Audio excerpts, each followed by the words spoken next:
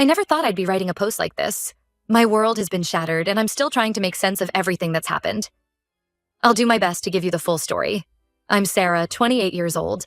I've been married to Alex, 30M, for 5 years now. We met during our sophomore year of college at a mutual friends party. I remember it like it was yesterday. I was struggling to open a bottle of wine, and Alex swooped in to help. We ended up talking for hours that night, discovering we had so much in common. We were both studying business, loved traveling, and shared a passion for volunteering at animal shelters. Our relationship progressed quickly after that.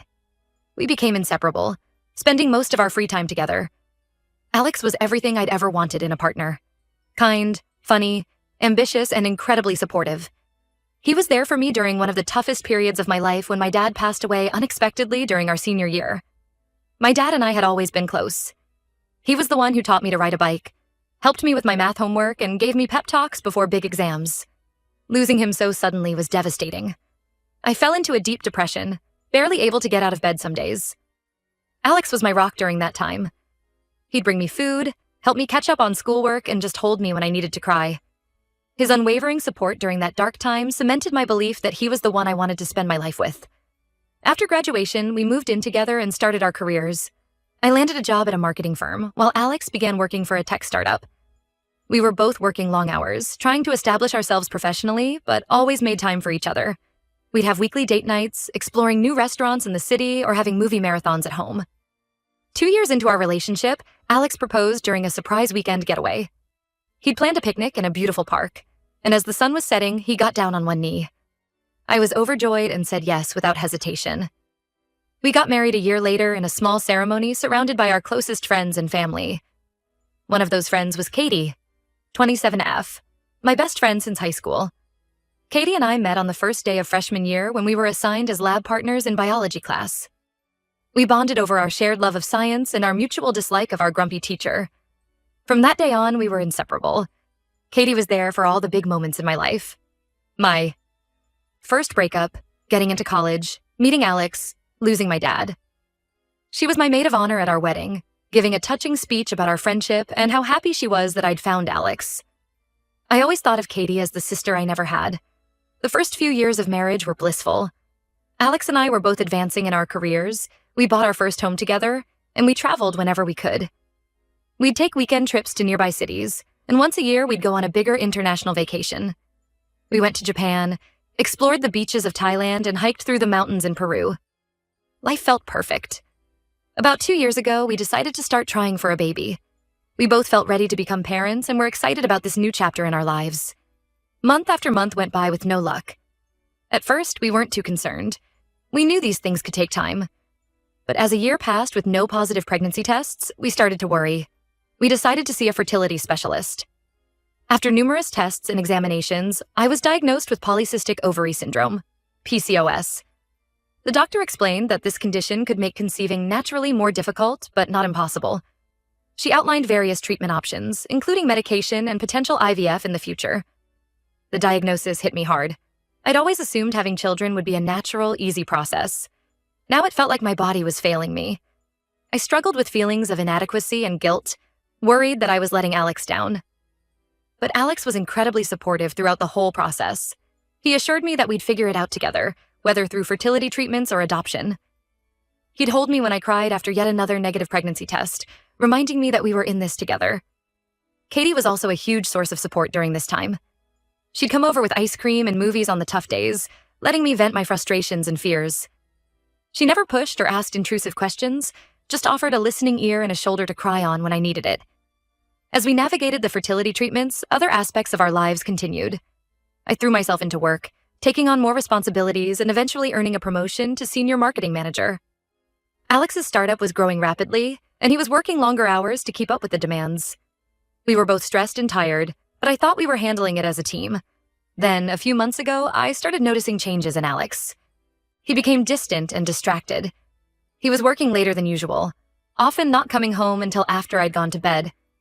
When we were together, he seemed preoccupied, constantly checking his phone. I tried to talk to him about it, but he brushed off my concerns, saying it was just stress from work. I confided in Katie about my worries. She listened sympathetically and suggested that maybe Alex was just going through a rough patch at work. She encouraged me to keep the lines of communication open with him, but also to give him some space to work through whatever was bothering him. Looking back, I wonder if there were signs I missed. Was Katie too quick to defend Alex's behavior? Were there moments of tension or awkwardness between them that I overlooked? It's hard not to second-guess everything now. Last week, everything came crashing down. I had been away on a business trip and decided to come home a day early to surprise Alex. I thought maybe we could have a nice dinner together, reconnect a bit. Instead, I walked into our bedroom to find Alex and Katie in bed together. The moment is seared into my brain. The look of shock and guilt on their faces, Katie scrambling to cover herself, Alex stuttering out my name. I felt like I was in a nightmare, unable to process what I was seeing. Katie burst into tears and ran out, while Alex tried to explain. But I couldn't bear to hear it. I grabbed a bag, threw some clothes in it, and left. I've been staying with my mom for the past week, trying to make sense of everything. The full story has come out in bits and pieces. Alex and Katie had been having an affair for the past 6 months. It started as a drunken hookup at a party I missed due to work. They both claimed they felt guilty afterwards, but that didn't stop them from continuing to see each other in secret. The worst part? Katie is now 3 months pregnant with Alex's baby. All those times she was comforting me about our fertility struggles, she was carrying my husband's child. The betrayal is beyond anything I could have imagined. I feel like my whole life has been a lie. The two people I trusted most in the world have betrayed me in the worst way possible. Alex, the man who held me as I grieved my father, who promised to stand by me through our fertility struggles, has been lying to my face for months. And Katie, my best friend since high school, who's been there for every major moment of my life, has been sneaking around with my husband. I'm oscillating between numbness, fury, and devastating sadness. How could they do this to me? Were there signs I missed? Should I have known something was wrong? The questions keep swirling in my mind, but I know I'll never get satisfactory answers. Alex is begging for forgiveness, saying it was a huge mistake and he wants to work things out. He's left dozens of voicemails and texts, pleading for a chance to explain. Katie keeps calling and texting too, saying she's sorry and she'll do whatever it takes to make it right. But I don't see how I can ever trust either of them again. I've contacted a divorce lawyer to understand my options. Thankfully, we don't have any shared assets besides our house. I'm leaning towards selling it and splitting the proceeds. The thought of going back to that house, knowing what happened there, makes me sick. I'm still processing everything and dealing with waves of anger, sadness, and disbelief. I don't know how to move forward from here. How do you rebuild your life after such a huge betrayal? How do I trust anyone again? Any advice or words of wisdom would be greatly appreciated. Update 1. It's been about 2 months since my last post, and I want to thank everyone who offered support and advice. Your kind words and shared experiences have been a lifeline during this difficult time. A lot has happened since I last wrote. The biggest news is that I've officially filed for divorce from Alex. After the initial shock wore off and I had time to really think about everything, I realized there was no way I could stay in this marriage. The trust is completely shattered, and I don't think I could ever look at Alex the same way again. Alex didn't take the news well. He's still trying to convince me to reconcile, saying it was a one-time mistake, which I now know is a lie, and that he wants to make our marriage work. He's been sending flowers to my mom's house, leaving long voicemails about how sorry he is and how much he loves me. But I'm done. No amount of grand gestures can undo what he did. The divorce proceedings have been messier than I expected. Alex is trying to claim that some of my personal savings should be considered marital assets, even though I had that money before we got married. It was an inheritance from my grandmother that I'd been saving for years. My lawyer assures me we have a strong case to keep it separate, but it's frustrating to deal with. We're also fighting over who gets to keep our dog, Max. I've had Max since before Alex and I got together. He was a rescue I adopted during my junior year of college. Max helped me through some tough times, including the loss of my dad. But now Alex is arguing that since he's been the one walking Max more often lately, due to my longer work hours, he should get custody. It feels like he's just trying to hurt me at this point. As for Katie, I've completely cut her out of my life. For weeks after the discovery of the affair, she kept trying to contact me. She'd leave tearful voicemails and send long texts about how sorry she was, how she never meant for any of this to happen. I finally blocked her number. It hurts to lose my best friend of so many years, but I know I can never trust her again. The hardest part of all this has been dealing with our friend group. Most of our friends were mutual, people we'd known since college or met as a couple. Now everyone is taking sides. A few have stayed neutral, saying they don't want to get involved. but I've lost touch with others who seem to be supporting Alex and Katie. It's isolating and makes me angry all over again. These were people who were at our wedding, who've been part of our lives for years. It feels like I'm losing my whole world. I moved out of our house and found a small apartment across town. It's been an adjustment living on my own again, but also freeing in a way. I'm slowly reclaiming my independence and figuring out who I am outside of my marriage. I've been redecorating, trying to make the space feel like my own. It's strange how something as simple as choosing a new bedspread can feel like a big step in moving on. Work has been a welcome distraction through all of this. I threw myself into some big projects, staying late at the office and taking on extra responsibilities. It paid off. I got a promotion last month to marketing director.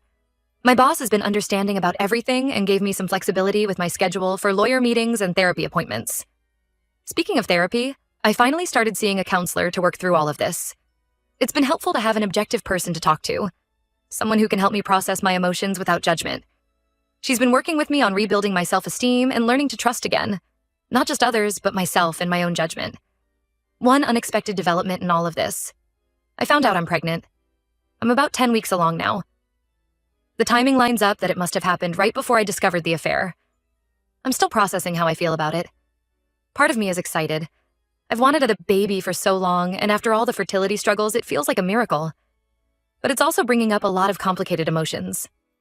I'm scared about being a single mother, angry that this joyous news is tainted by everything that's happened. I haven't told Alex about the pregnancy yet.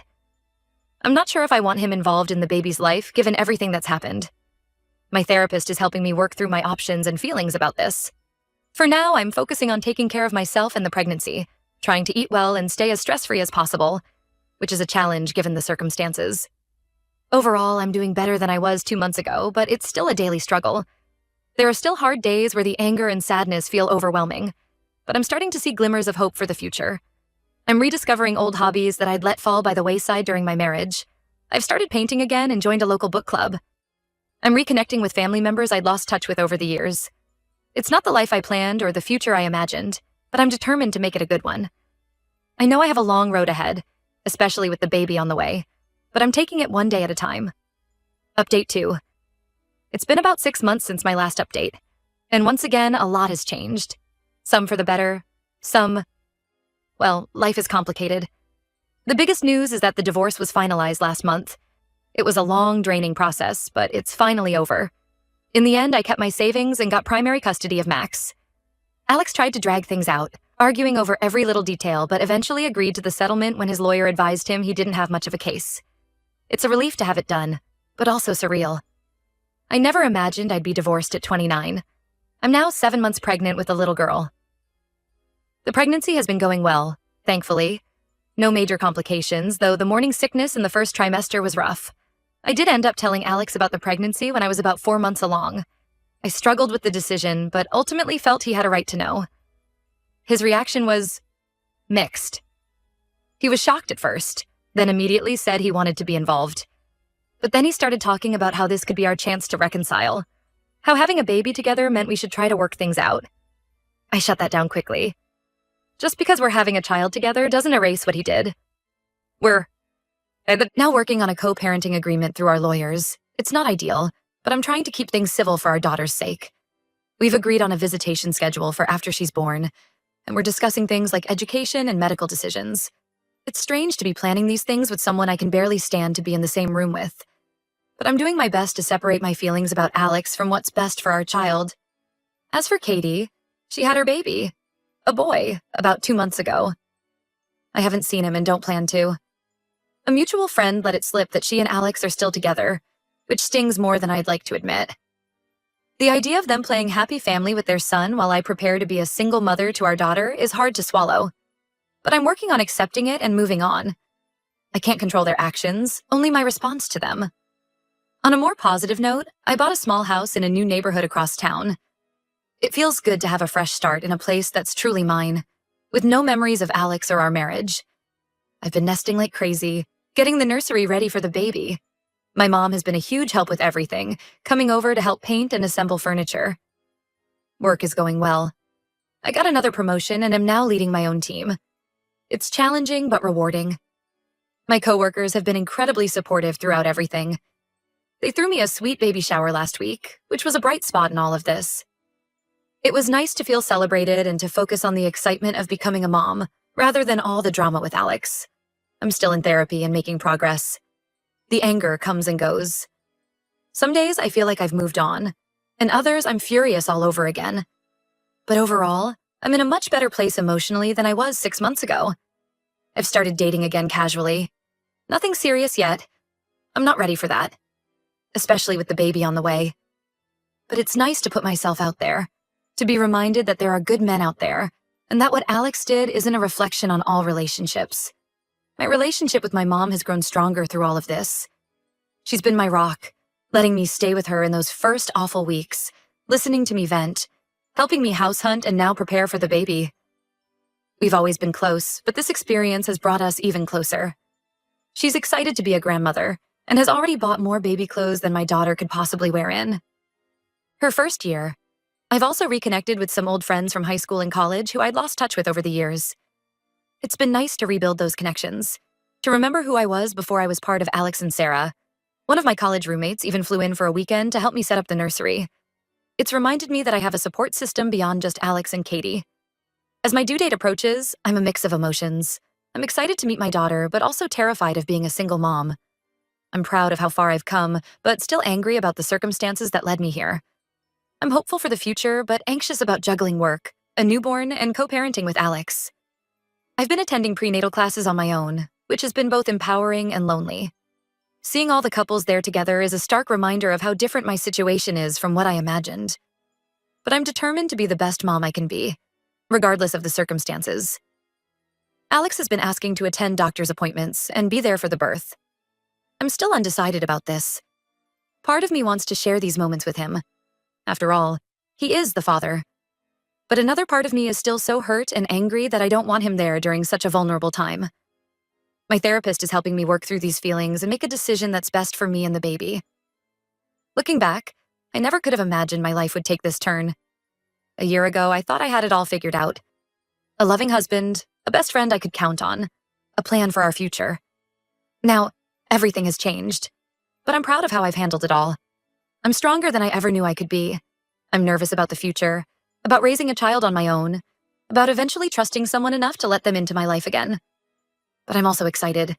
I have a beautiful daughter on the way, a job I love, a new home, and a support system of family and friends who have shown up for me in ways I never expected.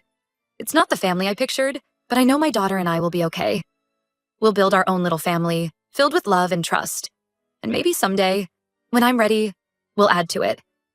But for now, I'm focusing on healing, on preparing for my daughter's arrival, and on building the life I want for us. Thank you again to everyone who offered support throughout this journey. Your kindness and advice have helped more than you know. I'll update again after the baby is born. Wish me luck.